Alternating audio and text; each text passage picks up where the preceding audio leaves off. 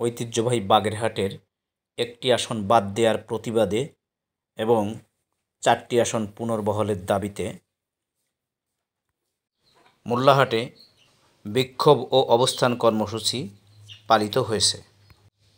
মোল্লাহাট উপজেলা সর্বদলীয় সম্মিলিত কমিটির আয়োজনে আজ দুপুরে উপজেলা নির্বাচন অফিস ও উপজেলা নির্বাহী কর্মকর্তার কার্যালয়ের ফটকে দাঁড়িয়ে বিক্ষোভ ও অবস্থান কর্মসূচি পালন করে নেতৃবৃন্দ।